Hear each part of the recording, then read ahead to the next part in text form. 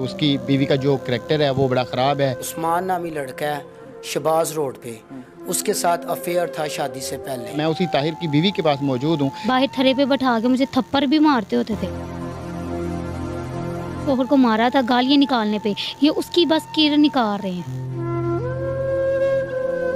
कि इसकी आगे भी 3 बहनें हैं, इनकी मतलब कि पूरी लाइफ ख़राब कर दे। अस्सलाम वालेकुम, मैं हूँ ज़ुबैर अवान। मेरी आज की वीडियो इस 21 साल की लड़की की है। पिछले दिनों इसके खावन ने हमसे एक वीडियो बनवाई। उसने बड़ा रो धो के मुख्तलिफ इल्ज़ामात लगाए कि उसकी बीवी का जो करैक्टर है वो बड़ा ख़राब है। उस्मान नामी लड़का है शबाज रोड पे, उसके साथ अफेयर था शादी से पहले।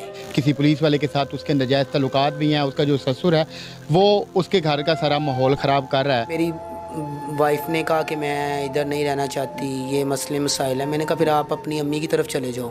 तो वो तस्वीर का एक रुख था, अभी तस्वीर का आपको दूसरा रुख दिखाते हैं। मैं उसी ताहिर की बीवी के पास मौजूद हूँ।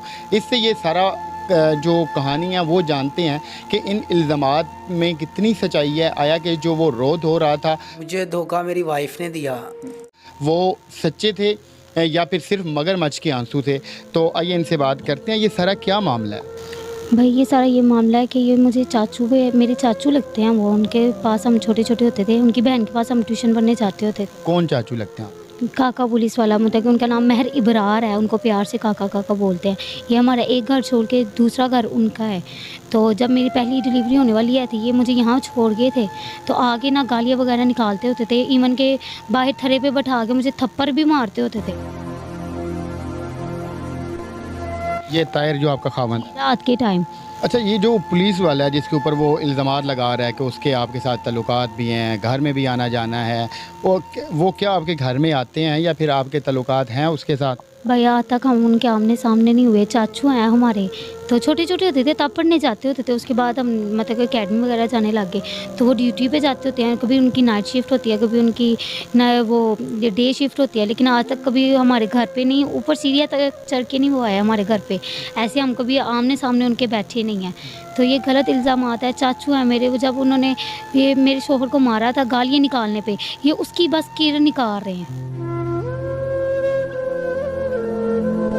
मतलब ये जो पुलिस वाले हैं इन्होंने आपके शोहर को मारा था, वो यहाँ मोहल्ले में आके गालियाँ दे रहे थे और उस बंदे को ये गुस्सा है तो उसने आपके ऊपर इल्ज़ामात लगाने शुरू कर दिए। जी, आपके ऊपर कीचड़ उछालना शुरू कर दिया। हाँ जी।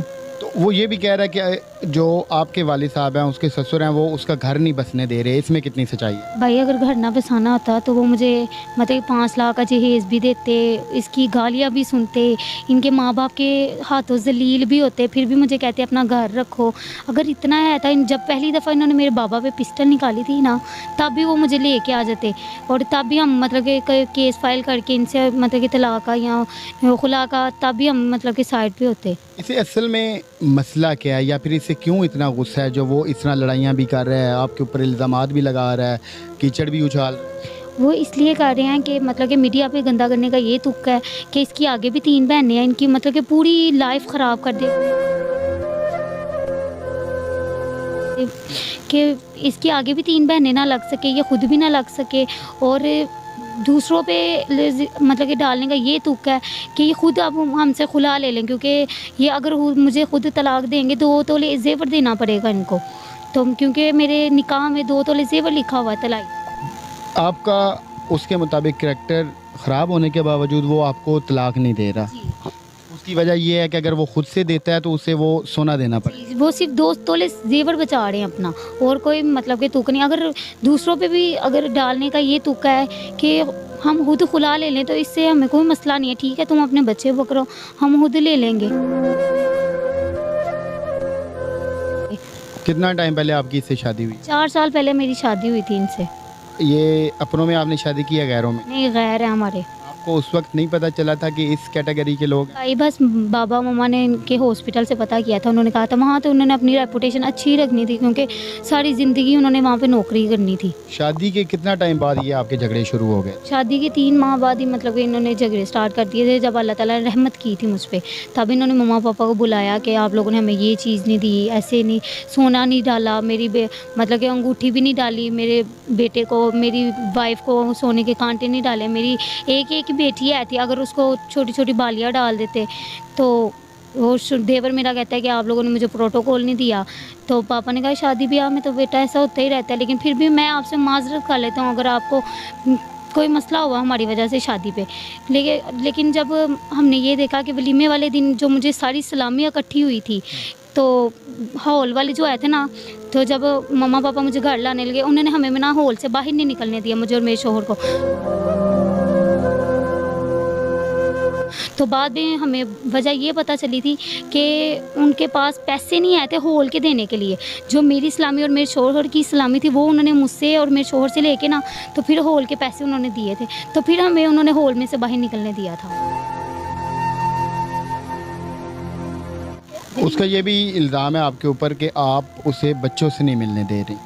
भाई बच्चों से मिलने का केस ने अदालत में किया हुआ है, क्योंकि वहाँ पे ही बनता है, यहाँ पे तो नहीं बनता, क्योंकि यहाँ आके उन्होंने इतना हमें गंदा किया हुआ है, गालियाँ निकाली हुई हैं, तो यहाँ आने का कोई तुक ही नहीं है।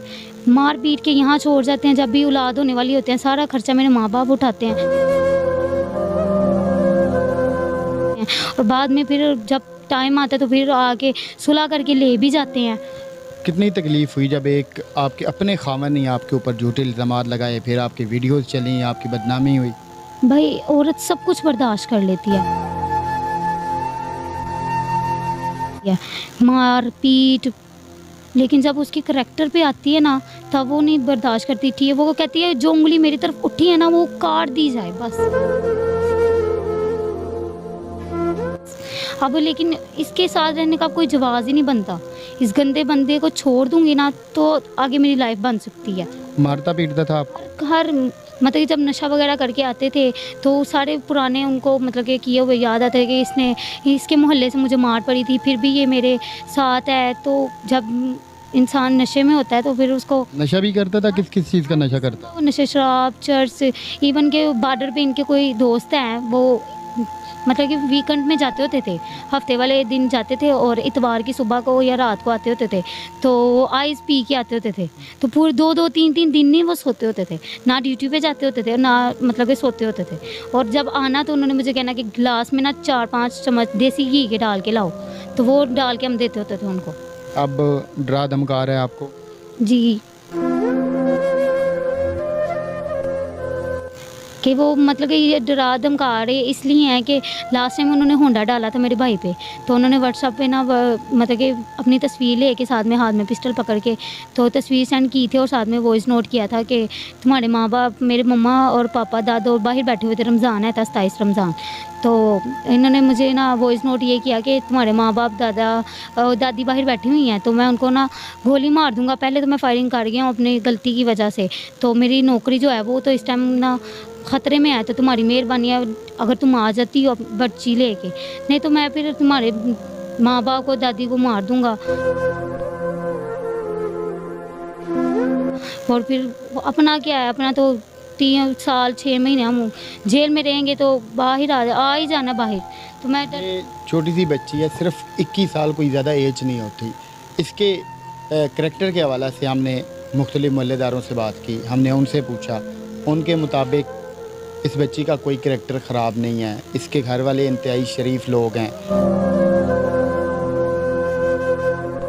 सिलाई कढ़ाई का काम करते हैं, अपना और अपने बच्चों का पेट पाल रहे हैं। तो वीडियो के आखिर पे सिर्फ एक बात कहूँगा कि खुदा के लिए जब भी अपनी बेटियों की शादी करने लगें तो तहकीक लाजमी किया करें कि अगले लोग कैसे हैं। हमारे यहाँ इन लड़ाई झगड़ों की या फिर तलाक़ों की असल वजह यही है कि हम लोग शादी से पहले किसी किस्म की कोई तहकीक नहीं करते, किसी की बातों में आगे शादियां कर देते हैं। और अब ये बच्ची बेचारी, इसकी तकलीफ़ आप समझ सकते हैं कि ये किस अज़ियत से गुजर रही है। तो मिलते हैं किसी और वीडियो में। अल्लाह हाफ़िज़।